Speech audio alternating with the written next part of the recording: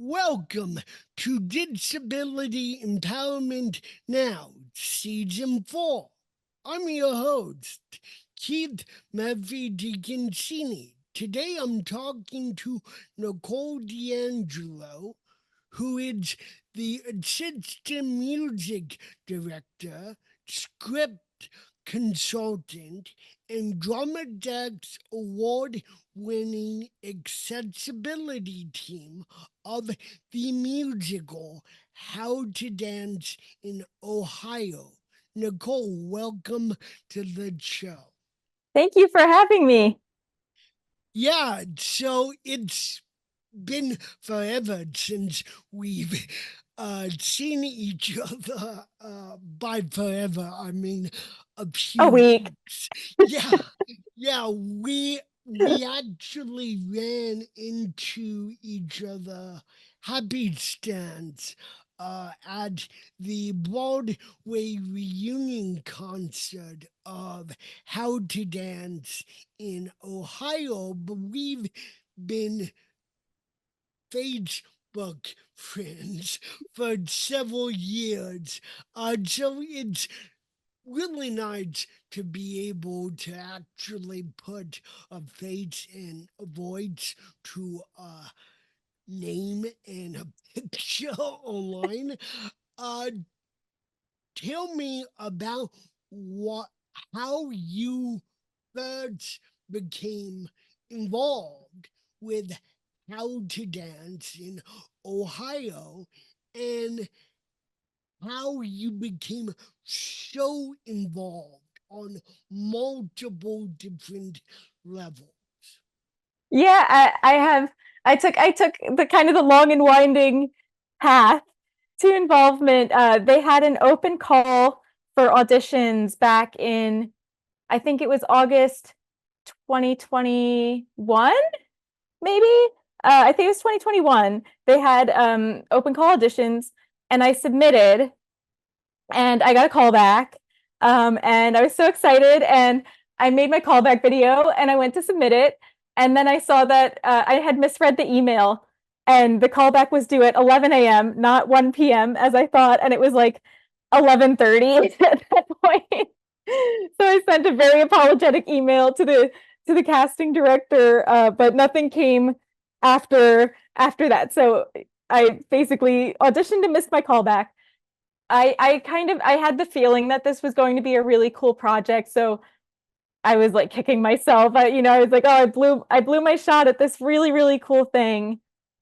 And it wasn't until I think April 2022, so like months later, I got a call from our music supervisor at the time, and he called me to offer me a music assistant position when they were going to Syracuse in September 2022. So they were doing a workshop in New York City in June, and he offered me the music assistant job for that. And what he said was, we wanted to bring in more autistic people on the creative side of things, and your name came up, and we remembered your audition.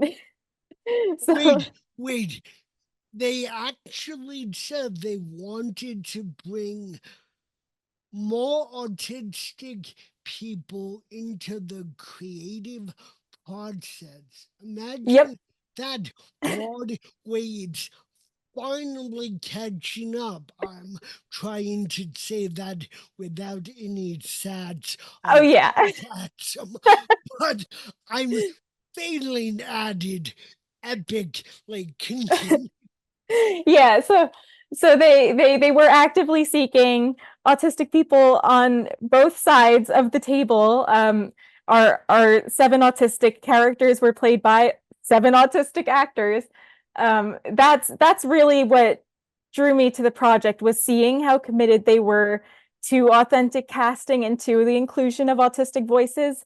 Um, so I joined them in June 2022. And what a music assistant does is, I was kind of in charge of the score, like the files for the score. And what my job was to be in rehearsal and keep track if the writer changed anything that might affect the score, or if the composer changed anything that might affect the script, or if the music director changed anything that might affect the music. It was my job to keep track of those things. So I was kind of the keeper of the score, which is a super important job, but not the most involved position creatively.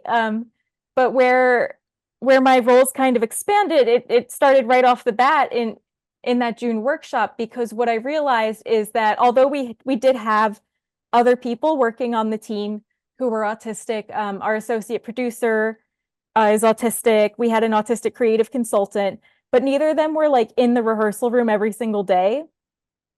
So I was the only one behind the table who was autistic, who was there at every single rehearsal. And what that enabled me to do, yeah, what I was able to do, because I do have like a really extensive history with advocacy, is I was able to kind of observe and notice if ever, because that was still in the development process, if the director would say something like, I want to explore this concept within autism, I could say, hey, can you talk to me about that? And then you're not depending on the actors to share their lived experience, because that's not their job. And if they want to contribute their Yeah, lived experience, that's great, but that's not what they're hired to do. So I would love if you could come to me, absolute. and I'd be happy to talk to you about that. Although let's back up a second, because the while keeping track of the score isn't the most demanding job I think you said, or the most important job, just to push back on that a little, the score is the heartbeat of the musical. Every Absolutely. musical. If there's not a score, or if there's a score in disarray, then the musical falls apart. It falls Absolutely. flat on its butt. Yeah, No, it definitely was. It's an important position. It's a very important position. That's just to say that I wasn't putting my own changes into the score. You know what I mean? I was keeping track of creative decisions that other people were making. It wasn't me making the choices, but it started to become that with me kind of advocating within the room. I also was able to advocate as a non-binary person in the room, because it was during that workshop that we decided that Mel would be a non-binary character. So I remember being parts of conversations in that workshop, where the director was concerned about making that decision, because she said, are we going to be able to find talent to replace? Like, are we going to be able to find other actors? And I said to her, Sammy, I just did a show with an all trans non-binary cast and crew, and there were more autistic people there than there are here. You're going to be fine.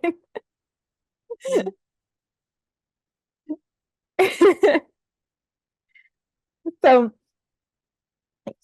wow, okay. yeah, I think, within the community, I think it's really well known that there is such a deep connection between disability, particularly autism, and queerness and transness. So I was excited to be able to teach the room about that. But to move along a very long and winding story, I eventually was offered a script consultant position, which is what I had been doing anyway. I'd walk up behind the writer and I'd be like, hey, that's not how that would happen. Or, maybe let's not talk about that because it's kind of contentious in the community. So I'd be giving her, I'd be talking to her during that whole process. We decided to formalize it, I think, before our February 2023 workshop, our pre-Broadway workshop. So that's when I added that. And then we got to Broadway, and right before we got to Broadway, I was offered a promotion from music assistant to assistant music director, which meant I was working directly with the actors. I was teaching the music. I was advising on how they understood the score. So it was a more hands-on position, and that was really cool. So it's very fair to say that you lived and breathed this musical because it sounds like, from a creative standpoint, and just going up, and getting more responsibilities, more titles, and being in the room, in the rehearsal room every single day.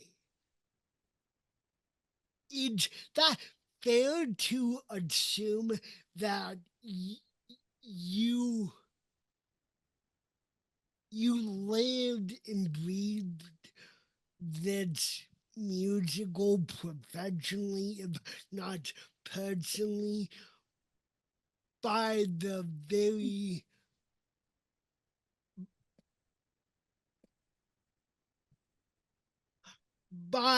very notion of how involved you were Yeah, with. yeah, professionally and personally, because I mean, I'd leave rehearsal and I'd be sitting on the bus and I'd be taking more notes and sending them to the writers. I can totally picture you doing that, almost scarily accurate in my mind right now.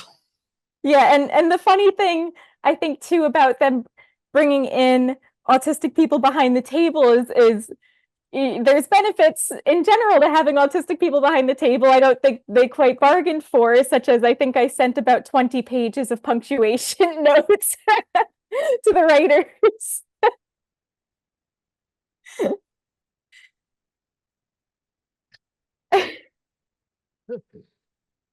As a fellow creative writer, I can appreciate that.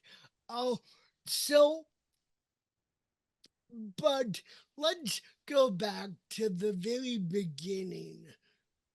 Could you anticipate getting so involved with the project, or was it, and I hate to even contemplate that, but was it supposed to just be another job that you got paid for, that had a lot of cool things and a cool, very important concept?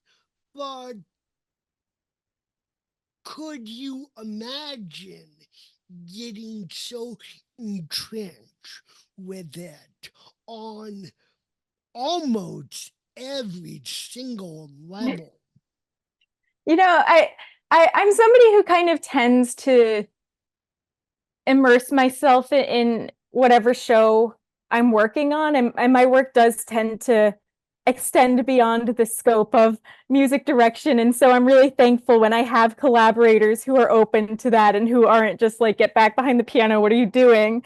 Uh, so I was very fortunate that my collaborators on How to Dance in Ohio were so receptive. I Rebecca Greer Milosic, who wrote the book, is like the least precious writer I think I've ever met. And if I said this entire chunk of dialogue is not working for me, she'd immediately change it. Like, she's not precious at all, and she places such high value on the contributions of the autistic voices that she's hearing. It was really remarkable, and I don't think I ever could have anticipated that they would be that receptive. Her and Jacob Yandura, the composer, they were so receptive to any feedback that I had to give. So I'm really thankful that on this project, of all the projects, like, you know, any project I'm working on, if I could choose any of them to kind of immerse myself into, this is the one. So I'm really thankful that they were so open to my contributions.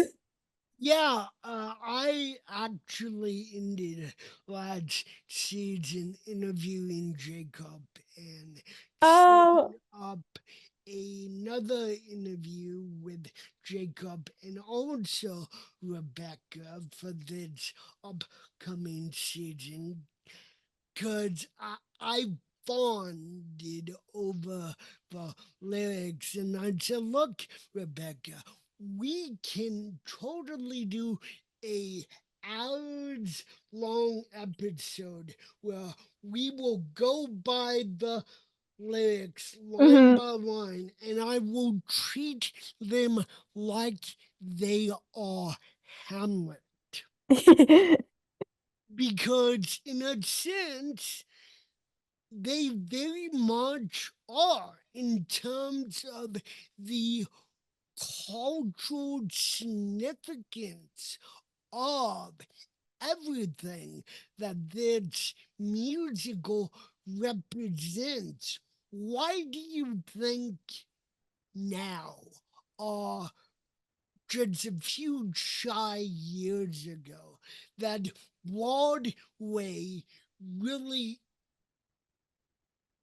got the cojones to really be like, this is a story that needs to be told, and we need to cast it as authentically as we possibly can. As two avid musical theater lovers, why do you think that now was the time that Broadway decided to put this musical forward?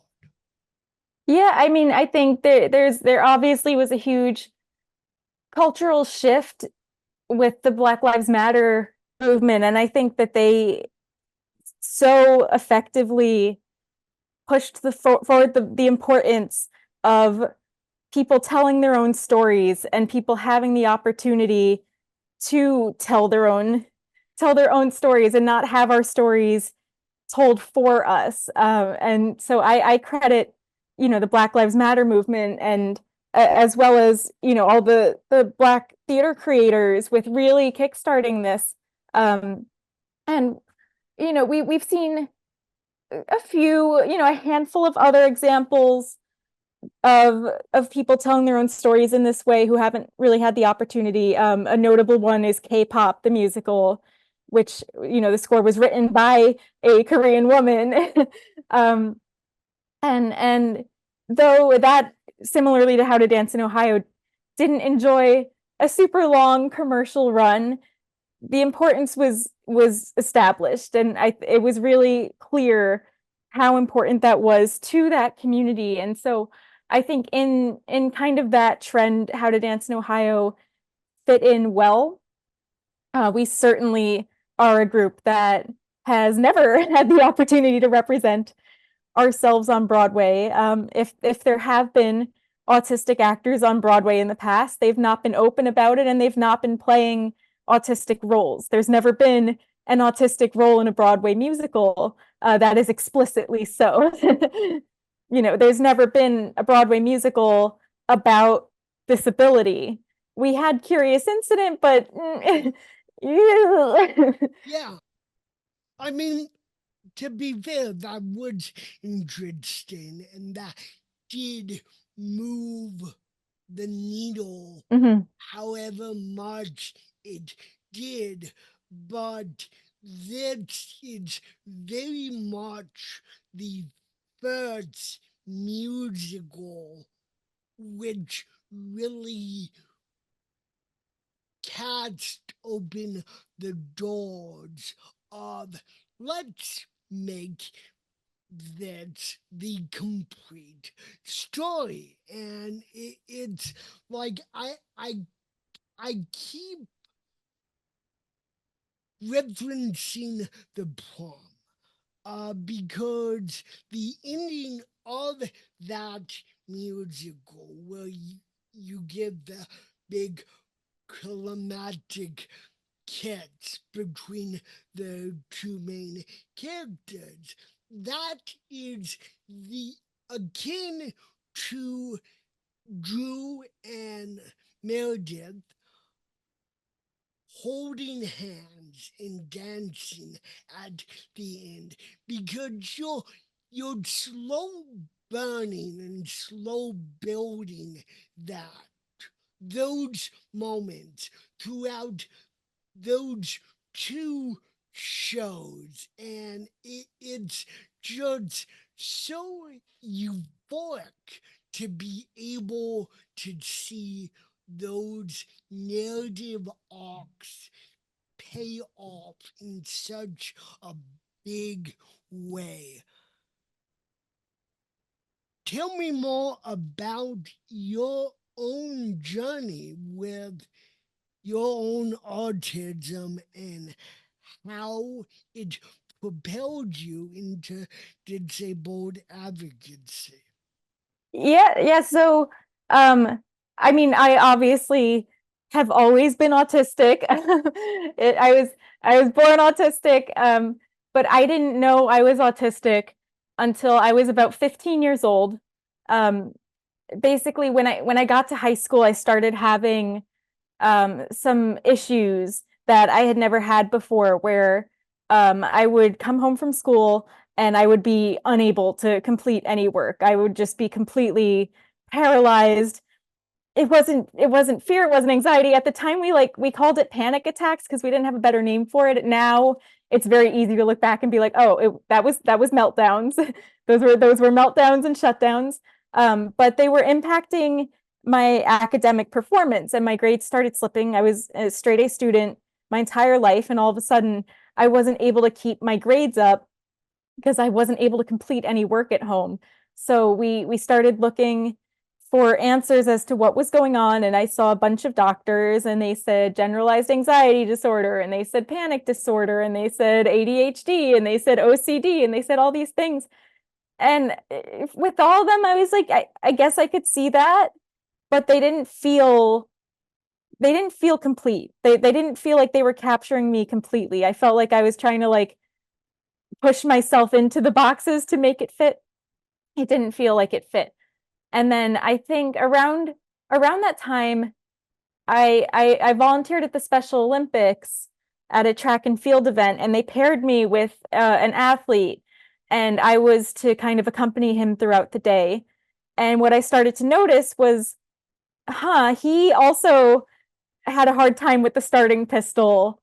And he reminds me a lot of myself for some reason. And I started looking into it, and I discovered the book Look Me in the Eye by John Elder Robison, which is about his life growing up autistic. And I read that book, and for the first time in my life, I recognized myself in somebody else's writing. And I said, oh my God, it's autism. I I knew it immediately upon reading that book. I was like, it's autism. That's what it is.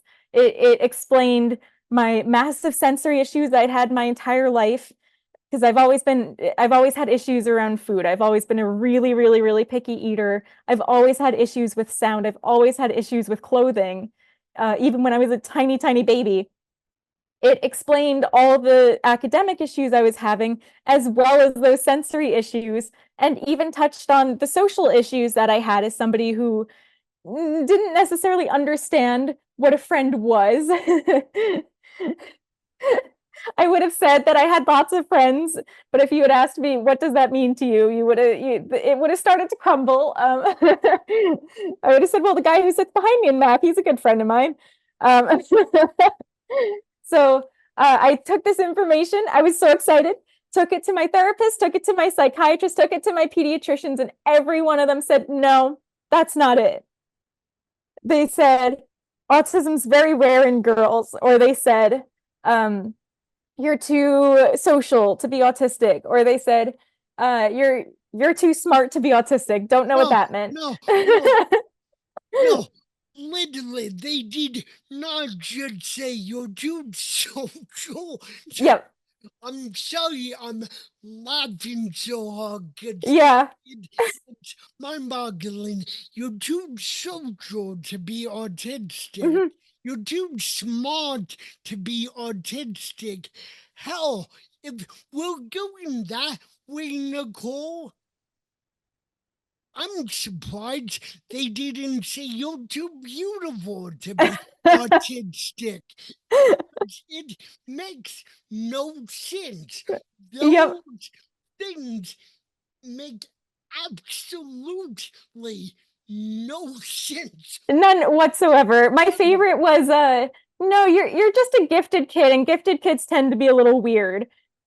Uh so that was when I was 15, and So I hold on. I wouldn't have made such a big deal about any of those things if doctors and psychologists didn't say them to yep, you. They should know a lot better. It's not like a substitute teacher told you right. those No, things. No, doctors. they were doctors. I mean, it's just mind boggling, but go on. Yeah, and well, it revealed to me a huge gap in the understanding of autism. I also, by the way, I told my parents, this is one of my favorite things ever. I told my parents I think I'm autistic, and my parents said, "You can't be autistic, you're just like us." And now I make fun of them for that because it is abundantly clear that it runs in the family. So, um, anyway, it at that time it just it made me realize how little understanding there was of autism, particularly how it presents in non-male people. So I began my advocacy right there and then, and I started talking to groups of people, whether they be parents or librarians or teachers or my peers, fellow students. I started talking to them about how autism might look different for non-male people, for how autism might present differently in girls. And this is, of course, this is before the research was supporting what I was saying. So really, this was founded in just I knew so strongly that it was autism that I felt empowered to say these things, even though doctors weren't agreeing with me. Um, so by the time the research caught up to what I was saying, and I would find surveys on the internet that said, I would see graphics that are like, this is what autism looks like in female preschoolers. And I would be like, check, check, check, check, check, check, check, check, check. Yep. Got them all. By the time that happened, I talked to my therapist and I said, should I pursue a formal diagnosis? And she goes, why would you spend all that time and all that money for somebody to tell you something you already know? And I said, you know what, you're right. Yeah. I mean, did doctors think you were just making it up to get attention? Absolutely. Oh yeah, Absolutely. it's like with all the spare time you had, you just clearly needed to do that. My Yeah. eyes can't roll far enough back in my head, so you continue. Yeah, so I really I started I mean, all of my advocacy work kind of derived from the work I did as a high schooler, talking to little groups in libraries. I started doing that, and increasingly it started to be on larger levels, especially when I connected to organizations who did this kind of thing. I got into it's very entwined with my artistic stories, so I'm going to divert a little to just mention I have a musical background. I studied music in college. I actually majored in bass clarinet. Of all things, I majored in bass clarinet and piano, and I wanted to be a symphonic clarinet player when I left college. And then I realized I hated auditioning for orchestras, so I switched to musical theater full time and started acting. And that was fueled because I heard about the musical Fun Home, which is a musical about Yeah, a lesbian who is socially awkward, who yeah, is telling her life story. And when I saw that show, I said, wait a second, you can be socially awkward and you can be queer and you can still be a leading lady on Broadway. And it made me realize that there is space for people like me on Broadway. And so that started my acting journey. So I connected with a few groups and started doing a ton of advocacy through those groups Yeah, for equitable hiring and authentic casting. nice.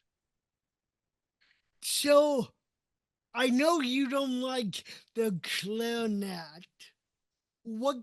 And I know you're an avid piano player. We were texting about that the other day. What what attracted you to making the piano your primary musical instrument? Yeah, well, I love the clarinet. I love the bass Oh, clarinet. I love those instruments. I hated auditioning. that that's a So very important point. yeah, Like, I still play them. I still play woodwinds professionally, but the deal is I'm only playing them if you're offering me the job. I'm offer only on woodwind instruments. I'm not auditioning for anything.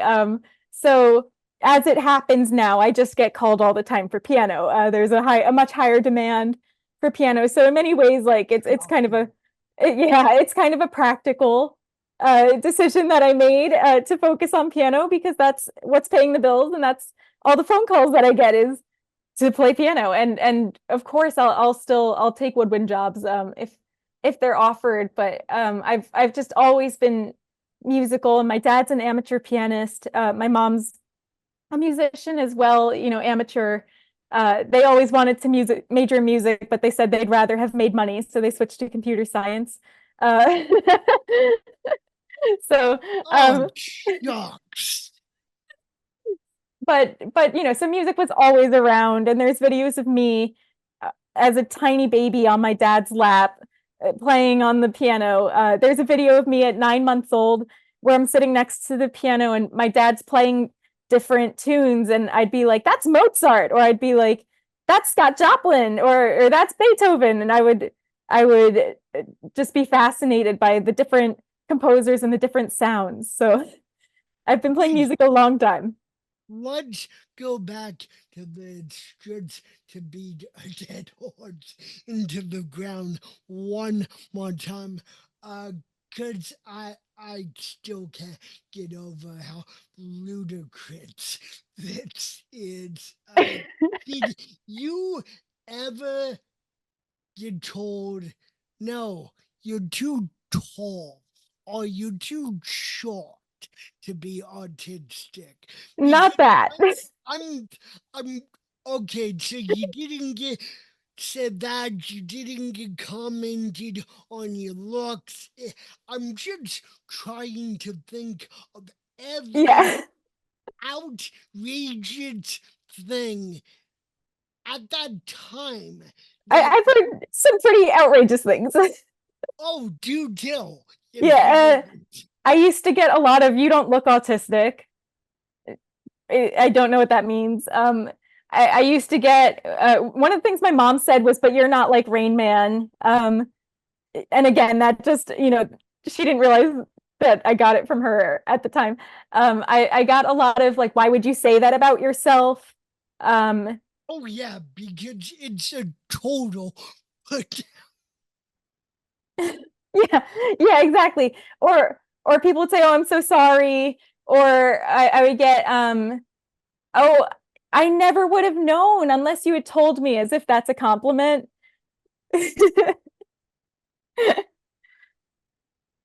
So I'm glad that for the most part we've moved away from that. Yeah, I'm really, really glad too. Okay, we can go back to a much more pleasant topic. I just wanted to rib that one more time in the this is this is where we were. Mhm. You're not the only one, certainly not, to hear the most outrageous things. And I mean, it's it just blows my mind because I can visually picture all of those instances happening like they happened to Yeah. me when they didn't, but it's like, yeah. So what what got you into musical theater, and how did that passion nurture itself, and how did that passion connect to your music? And then when when did you decide that that very real passion should be part of your professional life, because not everyone gets that opportunity. Like you just mentioned, your parents really wanted to explore music, but they wanted to make money, and so they went into computer science engineer and left their daughter to pick up the torch that Yeah. they themselves wanted to carry. They still would call me like once every other week when I was in college and say, "Do you want to switch to computers yet?" And I'd be like, "Nope, I'm good." Um, but musical theater. So I played in the pit for the shows all through high school, and I loved playing in pits. Like I loved it so much that I didn't realize that you could do that for a living because it was too fun. And in college, I would see the musical theater majors having fun, and I wouldn't even take them seriously because they were having so much fun. So like I said, it all kind of it culminated with Fun Home and seeing that show and realizing that there's a place for me in theater and seeing that no, actually, I think I can do this and I can make money. Because if I had continued down the path that I was on, I don't know how much of that path would have been left. So So, so Fun Home mhm. was really the be all end all starting point Yeah, for you. that was my come to Jesus moment. I had and I have like a great story that comes with it where I was going to see a community theater production of Ragtime, and when I walked in they had a poster up for their next show and it was Fun Home. And I knew about Fun Home and I knew what it was about, and I saw the Tonys, and I remember at the Tonys seeing Sydney Lucas performing of Keys. I was like, there's something about Such this. a great football. Oh my God. And I just remember being fascinated by it and being like, I had my own Ring of Keys moment with Ring of Keys. And so I saw that they were doing Fun Home. I turned to the first person I saw and I said, I would kill somebody to play in that pit. And she said, well, I'm directing it. I said, of course you are. And, she directed me over to the music director and I checked with him and the pit was booked and I was devastated, whatever. But I got back in my car after ragtime and it's a really long show, so it was 11 o'clock, and at 11 o'clock every night Sirius XM on Broadway puts on a full cast album. And so literally, I mean, it was nuts. I turned the keys in my car turned on, and I heard da da da da da da da da, the first notes of Fun Home, and I had this like, wait a second, I don't want to play in the pit. I want to be in the show.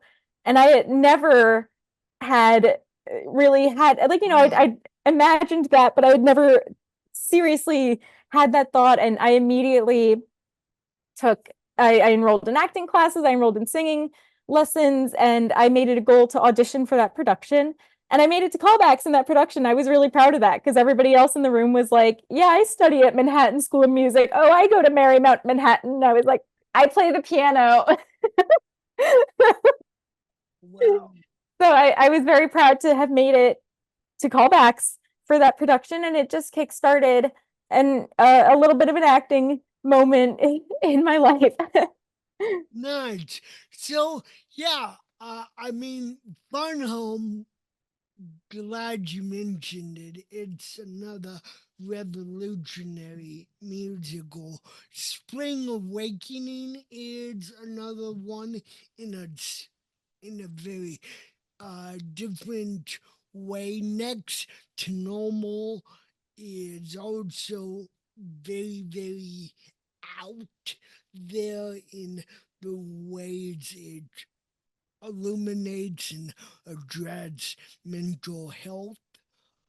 Dear Evan Hansen, of course, The Prom, uh, and How to Dance in Ohio. Very Hmm.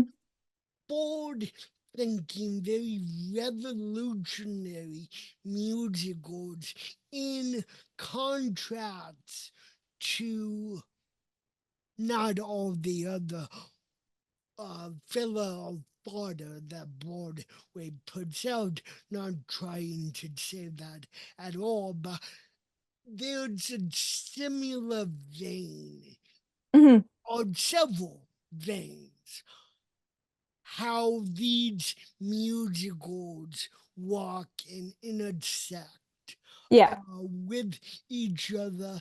You mentioned that uh, there was a query about making one of the characters in How to Dance in Ohio non binary. Hmm. How did that come about, and what was your role in it? What's the significance there where you really felt that you played a part in helping the Yeah. It began with the conversations in the room where our director, Sammy Canold, floated the idea. And where the idea came from was because Imani Russell, who played the role of Mel, is non-binary themselves.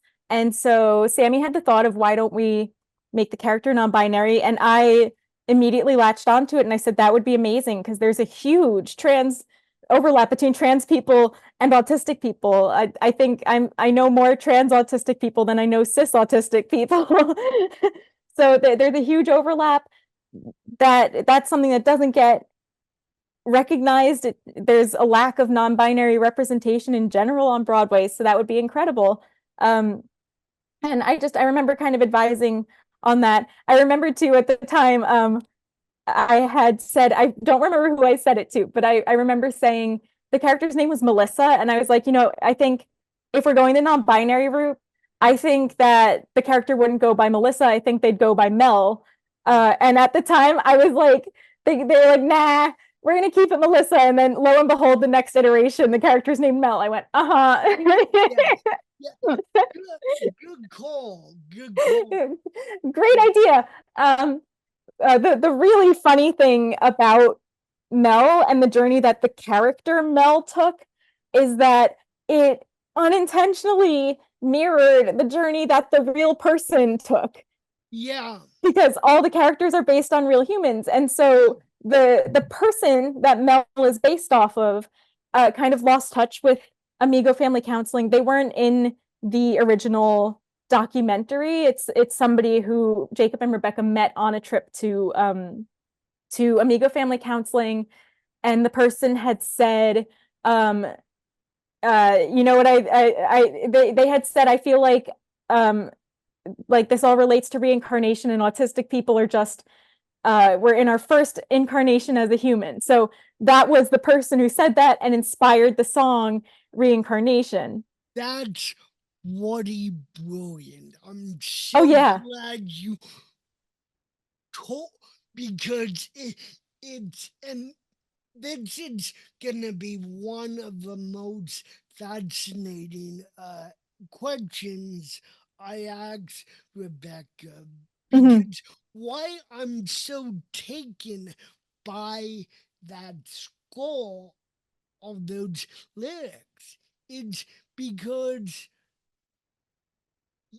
they're all charactered songs. There Hmm. are some that you have the entire ensemble singing, but others are very focused Hmm. on certain characters throughout the show. And you don't really hear or see a show that employs that type of writing Hmm. consistently. And so reincarnation is a beautiful, beautiful moment, and a beautiful song. I'm so glad you brought it up because that would have been like, what's the inspiration Yep. behind reincarnation? Because when when I first saw the show, and I kept going back to see it because at the time the Cats album wasn't out yet, and I was thinking, okay, well maybe they for some reason can't relate it, and so I had to keep going because I'm addicted to the musical. We have a lot in common by the obsessive nature of musical theater. And so, and I've, there's a moment earlier on in the show, and I wish if they had made a sequel, or when they make a sequel, because forward thinking witches can spring eternal, that they would explore Mills and Ashley's Hmm. relationship because they hint at it and then they let it go. And then you're left wondering until reincarnation because there's history there, Hmm. and reincarnation is a sort of payoff. Hmm. It moves the story forward, but like the actor uh, said in one of the behind the scenes videos at the Broadway reunion concert, if there was a sequel, what would you like it to address? And the actor said the the link or the amount of autistic people in the queer community. Hmm. And I really, really resonated with that just because that concept needs to really be explored. I mean, I, I wish I had known what Fun Home was about because the review said nothing about Oh, it. And so my parents and I went into it blind. woo! And, That's a shocker. and it sucker punched us in all the right ways, but we couldn't speak afterwards Hmm. because it's like, what had we just seen? So I don't really need to see myself on depicted on the stage. I have cerebral palsy. I'm not autistic. Although, if you minimize my social butterflyness, yeah, you could give me a autistic diagnosis, but you could give everyone with social anxiety a autistic diagnosis if you just focus on social anxiety. I saw the prom twice in the last week, and I told one of the stars, again, I don't really need to see myself in every show. Unruly Heart is a fantastic ballad, and it should be celebrated for that. So should the show in what it represents. And then you see a show like How to Dance in Ohio, and it just magnifies the the significant impact that musical theater storytelling has Mm, on opening up a person to different point of views, different ways of looking at something or someone, relating to them, not relating to them. I mean, I follow Jacob's Instagram, and there were people who kept going to see Ohio upwards of 20, yep. 30 times. And I'm like, I consider myself a musical theater obsessive.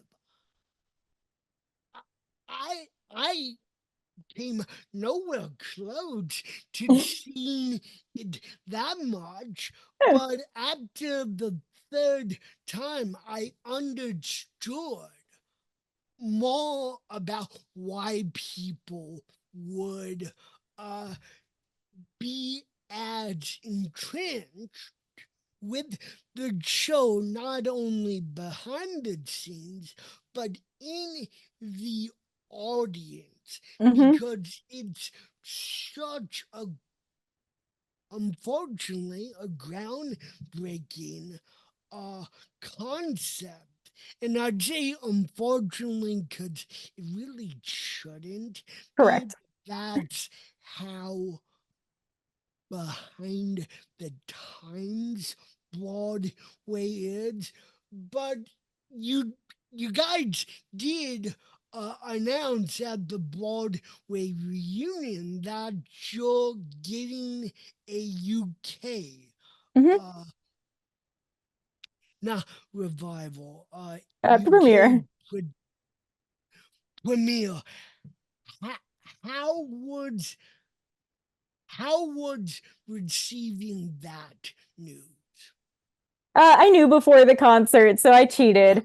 I Well, didn't know I didn't know they were announcing it at the concert, but I already knew that that was in the works, so I cheated.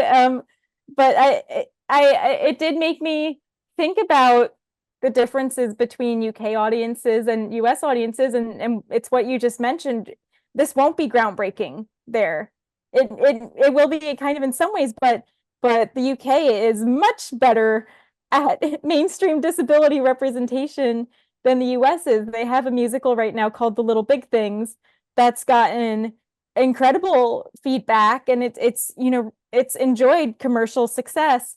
Um, I think that relates to how much easier it is to produce original theater in the UK solely for the fact that the government subsidizes the arts, and you don't have to rely on having a movie star in the cast to sell tickets because you can afford to spend time building word of mouth, so you don't have to generate buzz immediately in order to afford the show. So I'm really interested to see how those things are going to affect and impact the reception that Ohio has to UK audiences.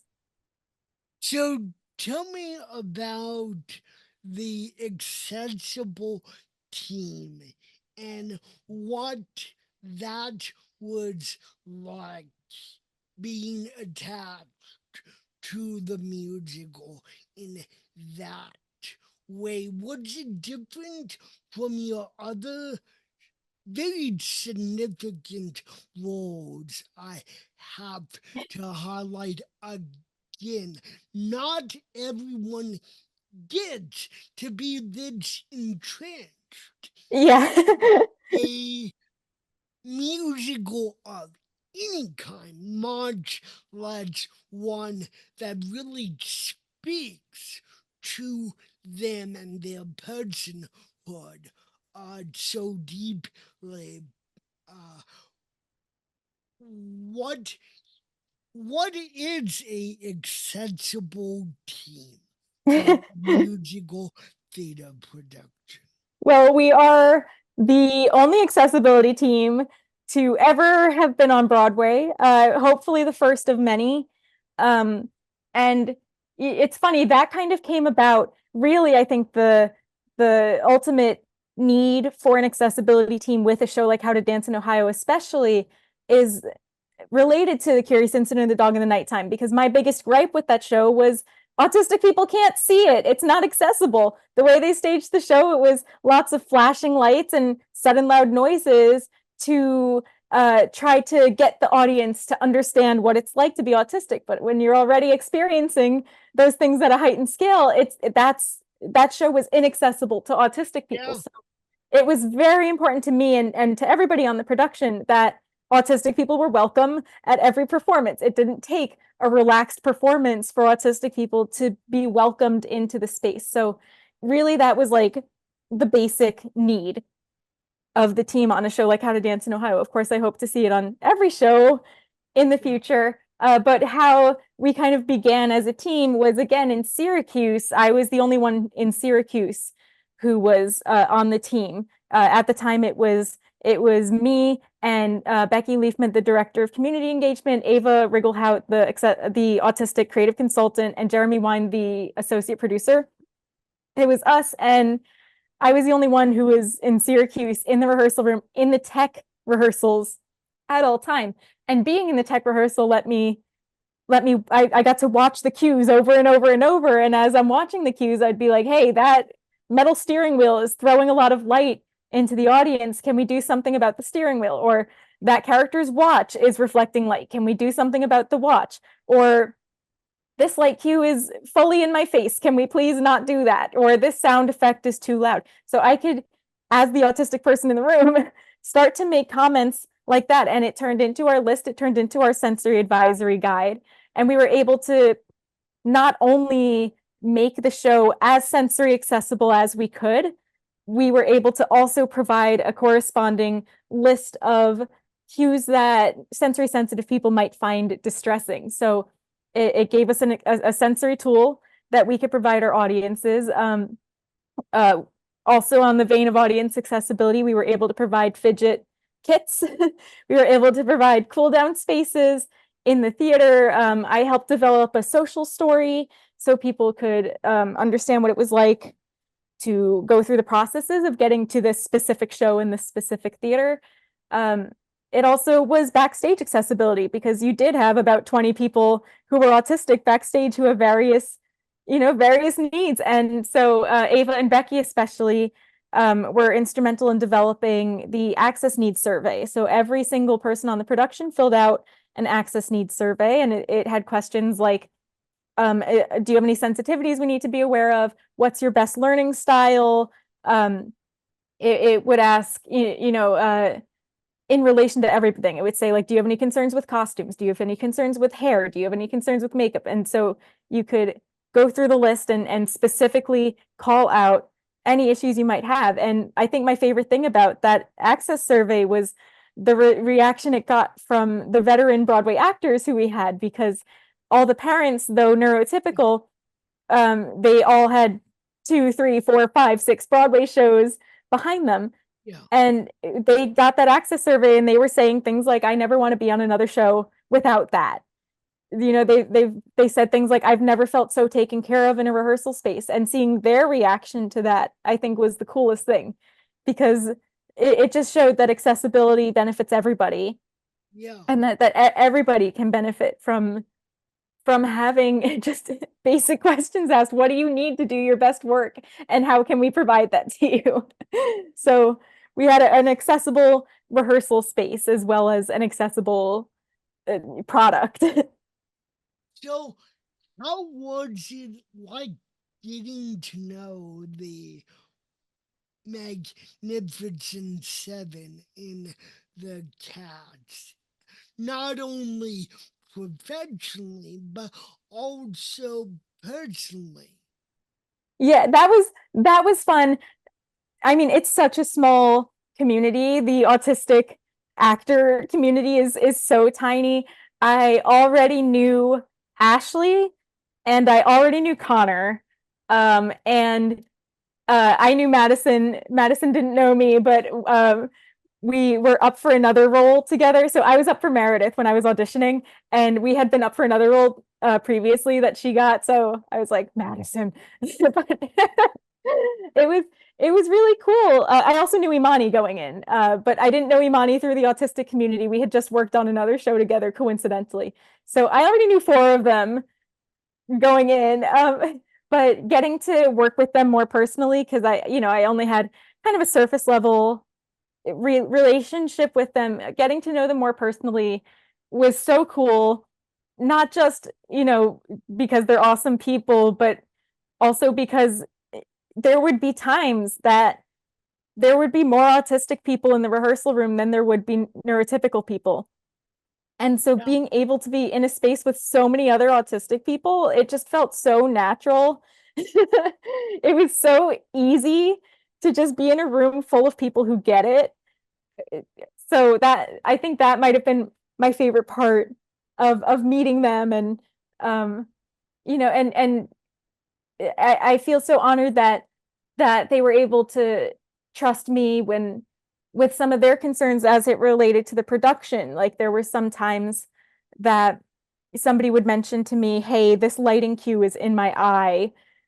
I don't know what to do. And I was able then to go to the directors who talked to the lighting designer, and I could say, hey, can we move this cue so that so and so can do it accessibly and reliably 8 times a week without having to worry about a light being in their eye. So I was able to advocate for some of the cast, and I was honored to be able to do that as well. Yeah. I mean, did you guys hang out afterwards on days off? I know that they were all really um tightly knit. They had their nickname for Really? themselves. Because Yeah, that's such a shock. that's sarcasm. Yet, yet my eyes again cannot roll in my head back in the. No, no, the cats meeting them. And this goes back to what you guys opened every show about, because there's a very accurate, correct saying.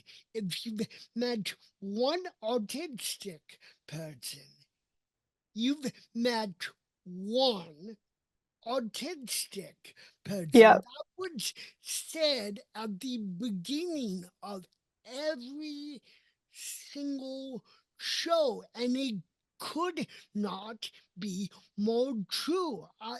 And the assumptions that people, unfortunately, and this is me not being sarcastic, uh, for once, this interview, that people still think autistic people are not social, Hmm. are very savant, are very full of themselves, aren't funny, or inappropriately Hmm. funny, etc., etc. And I mean, just the aren't social part, particularly the night of the Broadway Broadway reunion concert. I got to meet all of them very, very easily. They could not have been more nice, more welcoming. I had the longest conversation with Liam, who I, I I totally didn't expect to be able to maintain a conversation. I mean, it's super late at night, but Right. he was, all of them were very engaged. It's like when they were talking to me, I felt like the only person in the room, even though we were surrounded by Hmm. people both in the where we were and outside as they were all walking to the after party or whatever they went to. And so, and I go on and on about that because that goes in the face of one of the shockingly pervasive assumptions that people still make to their detriment, that autistic people are somehow not social.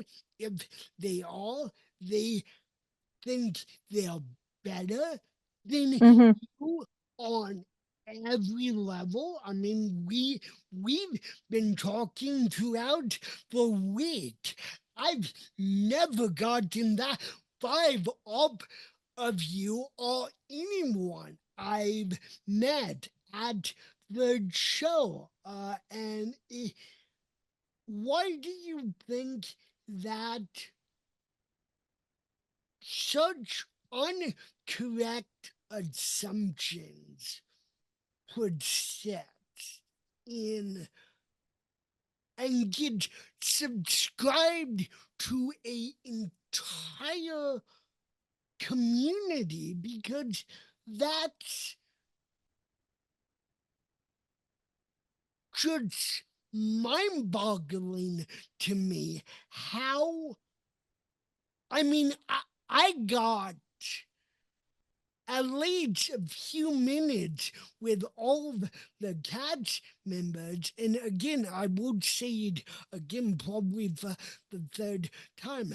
When I talked to them, to each of them, they made me feel like I was the only person that they were focused on. And these are all Broadway actors at the end of a very long show. And so, why do you think that such incorrect assumptions get made about a entire community? I think the loudest voices are still the ones that are not really autistic voices. Because when the typical layperson thinks of their experience with autism, I'm sure they're thinking of The Good Doctor, or they're thinking of Sheldon Cooper, or they're thinking of Rain Man, and they're thinking of these stereotyped performances that, while there are autistic people who do identify with those characters, and I absolutely respect that, the characters lack nuance.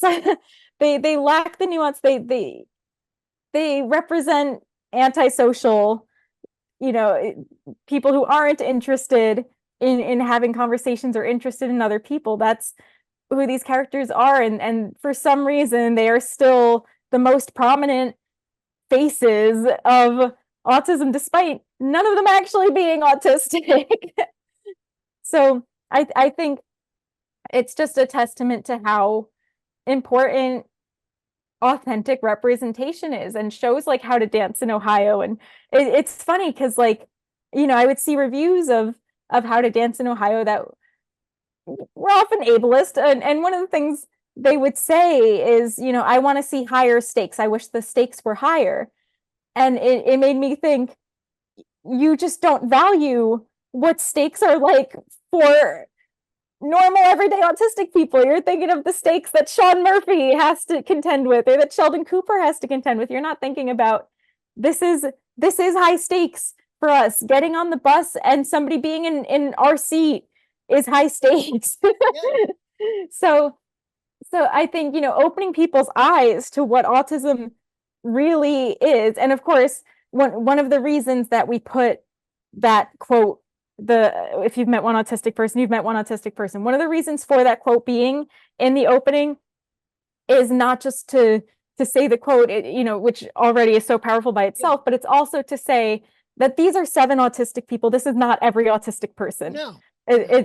This is only 7 autistic people, because we didn't represent a lot of the autistic community. We didn't represent any non-speakers. You weren't trying to do that. Like, No, no. But I think people would come and they'd be disappointed because they didn't see their experiences of autism on the stage, and that's okay. That's, we only had 2.5 hours. yeah, If down the line, if we had made it to the point where we could recast, I was very heavily on the side of casting a non-speaker no, in one of the roles, and doing a Deaf West style, yeah, have an autistic singer sing the songs while the non-speaker acts the songs. I was very, very pro that, and I would still love to see yeah, something like that.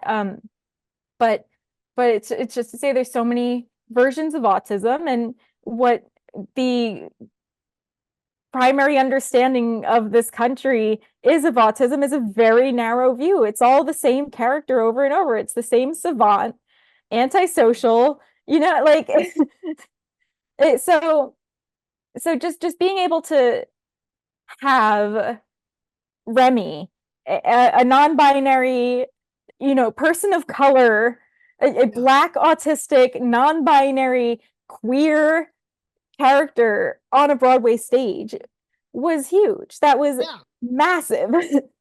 yeah. And it's like, speaking of about my experience, just a second, because how I find that people assume that people with cerebral palsy are only in a wheelchair or on crutches or some other mobility device. And I purposely don't use the if you've met one, then you've met one. Uh, because I don't like co-opting other things, other scenes. Uh, so I just described cerebral palsy as a universe within itself. Because speaking from personal experience, 95% of what cerebral palsy does not affect me. But that does not lessen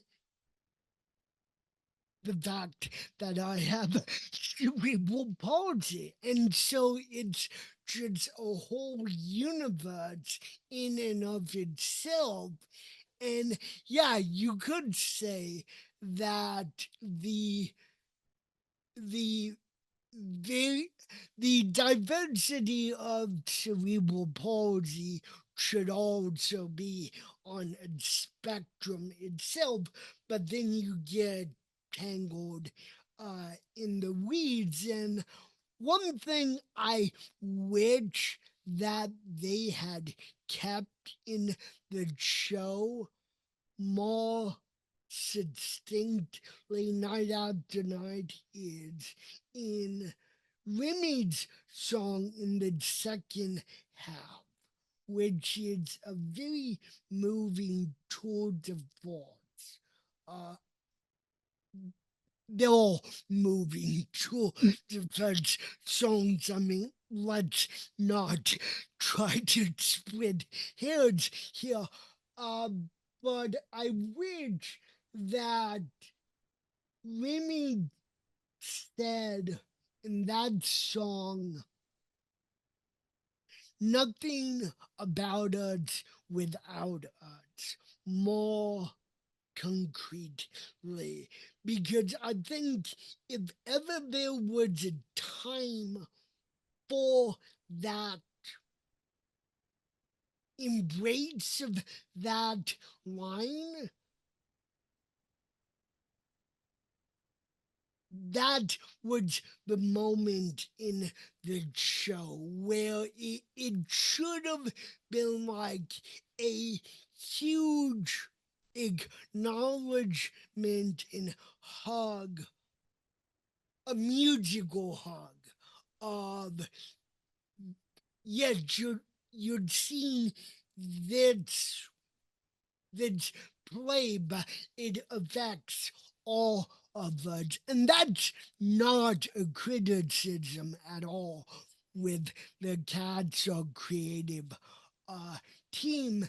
It would just because I heard that twice in the 6 times I saw it, and so it was very odd. But there's so many other things that the show got so spot on. And I was telling Rebecca and Jacob, who I saw at the reunion show, and actually I saw Dr.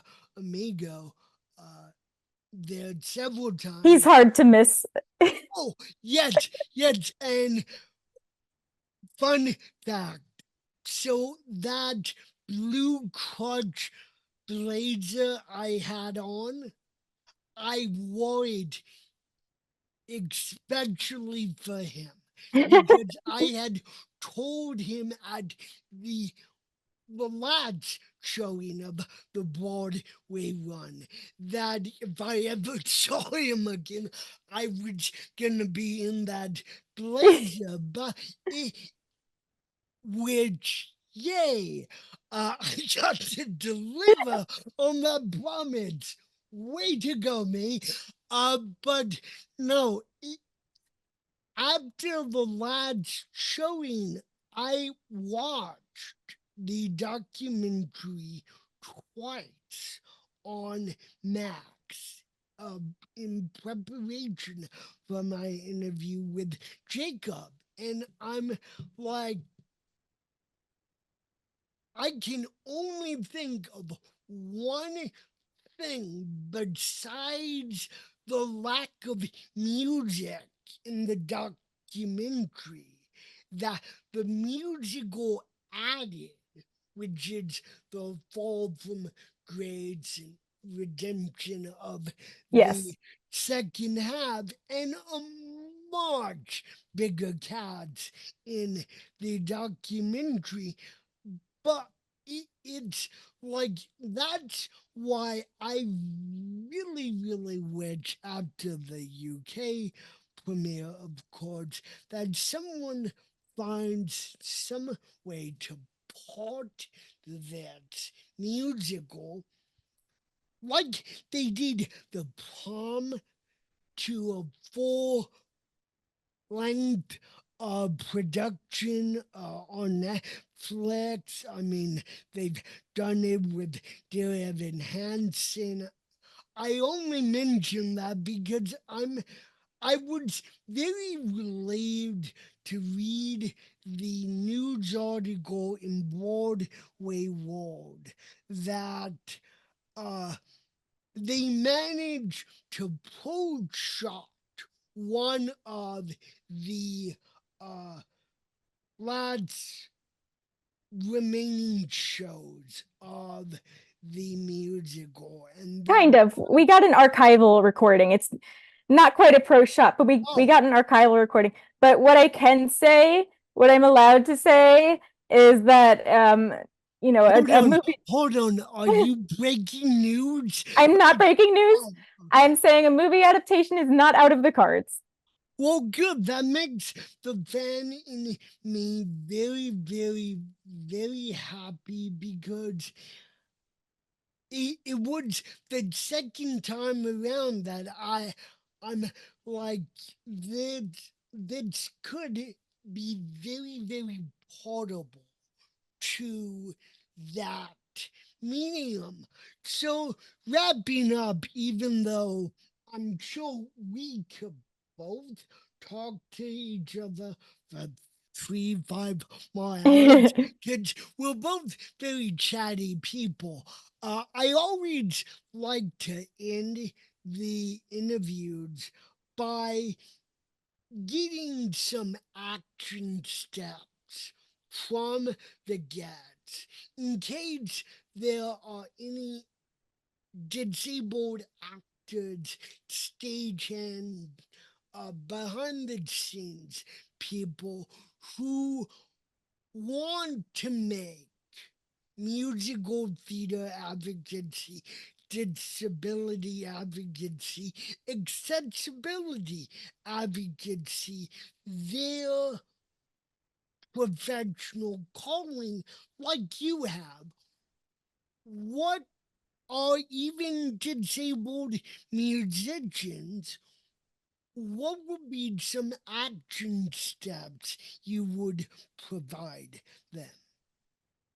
I think I saw the other day something about success, especially in this industry, is it's it's part opportunity and it's part skill, but it's also part dumb luck.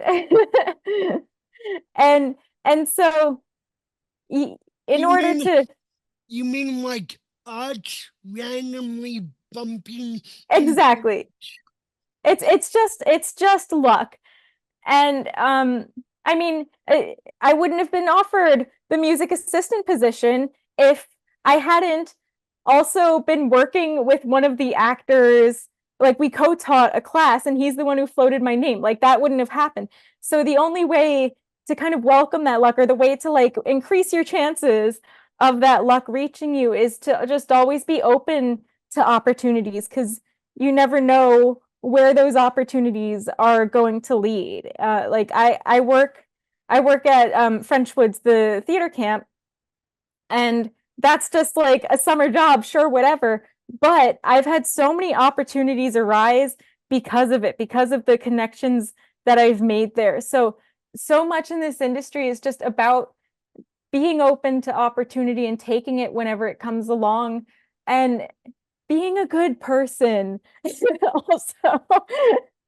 Being somebody who people want to work with is so important. And I always say that when I'm hiring musicians for my pits as a music director, is between the person who's the best player in the world but who's kind of a jerk, and the person who's not necessarily the best but is really nice, I'm going to hire that second person every time. So I think, a lot of this industry is just opening yourself up to opportunities, so that hopefully something lucky like How to Dance in Ohio comes along, and just being gracious and being a good person that people want to work with. So I'd like to think, and I hope that both people with disabilities and those who have yet to discover or embrace their own disabilities listen and watch this program. I'm not naive to think that both groups will take the same things away from every episode.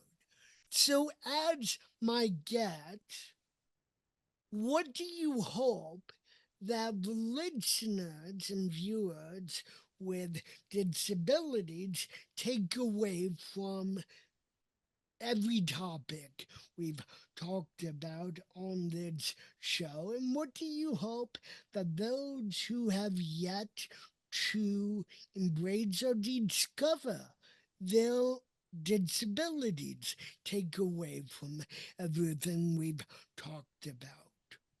Yeah, I think for disabled people, I think the most important takeaway is that there is space for you, and and if you don't see a space for you, that's because you haven't made it yet. There's room in theater for everybody, and there is a market for these stories to be told. There are people who want to hear these stories, so don't hold them back because you think nobody's going to want to hear them. I think for for non-disabled listeners, my takeaways are always nothing about us without us, and valuing lived experience when telling the stories of those people who have those experiences, and looking around and seeing who's missing from the room that you're in. Are there autistic people in the space? Are there people of color in the space? Just always be aware of where you are, but also what's missing from where you are. And so, where you are in your advocacy journey now, if you could go back and say a thing or two to the person you were at the beginning of your advocacy journey, and it doesn't have to be tied to a, a visual diagnosis. But if you were to speak to your younger self, what would you tell that person just beginning on their journey to where you are today? Well, I think where I began with my autism journey is that I had zero validation that my convictions were true or correct, and I always felt myself almost being an imposter, worrying that, oh my God, what if I'm not autistic and I'm saying these things? And I can't so even begin to imagine what that felt I like. think I think I'd say to that person, just hang on. It's all gonna catch up, and time's gonna be your friend. I know we've talked about this a lot offline, but I really hope that you become a composer and your own musical, your own documentary, because you are certainly talented enough, and you're a storyteller, and I feel so blessed to be able to talk to you about everything musical, theater, and advocacy. Have a wonderful time at camp, my friend, and I do hope that you will come back on another episode and talk my ear off again because I like when that happens. Have a great time at camp, my friend. Well, thank you, and thank you for having me. Take care.